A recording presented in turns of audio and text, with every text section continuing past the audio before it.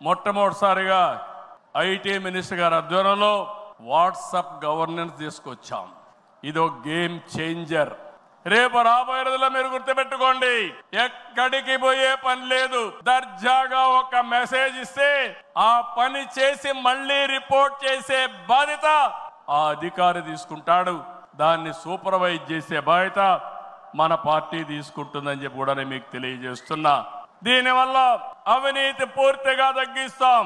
ఇంకొక విషయం కూడా మీ అందరికీ చెప్తున్నా, భవిష్యత్తులో ఇప్పుడే కాదు, డీబీటీ కోసం, డైరెక్ట్ బెనిఫిట్ కోసం పోరాడిన పార్టీ తెలుగుదేశం పార్టీ.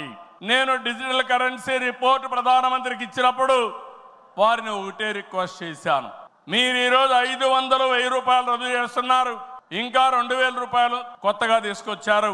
అవసరమైతే 500, 1000, 2000 రూపాయలు రద్దు చేయండి, డిజిటల్ కరెన్సీ పెట్టండి. ఎవరైనా అక్రమార్కులు ఉంటే ఈజీగా పట్టుకోగలుగుతాం. ఇవన్నీ రద్దు చేయమని కోరాను. ఈ సభ సందర్భంలో మళ్ళీ ఒకసారి డిమాండ్ చేస్తున్నా, ఈరోజు అందరికీ డిజిటల్ కరెన్సీ వచ్చింది. పార్టీకి డొనేషన్ ఇవ్వాలన్నా ఒకప్పుడంతా లిస్ట్ అంతా ఇచ్చి చదివేవాళ్ళం.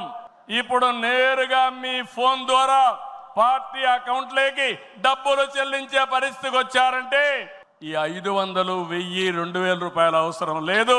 రాజకీయాల్లో డబ్బులు పంచే అవసరం ఉండకూడదు. ప్రజా సేవే పరమావిధిగా చేసుకుని మనం పనిచేస్తే ప్రజలు మనకు ఓట్లేస్తారని చెప్పి కూడా నేను మీకు తెలియజేస్తున్నా. మీరు నాతో ఏకీభవిస్తున్నామంటే అన్ని పెద్ద నోట్లన్నీ రద్దు చేయాలని గట్టిగా చప్పట్లు కొట్టి హర్షాన్ని, ఆమోదాన్ని తెలియజేయండి. అప్పుడే ఈ దేశంలో పూర్తిగా అవినీతి పోతుంది. దీనికి కూడా మనం శ్రీకారం చుడతామని చెప్పి కూడా నేను మీకు తెలియజేస్తున్నా.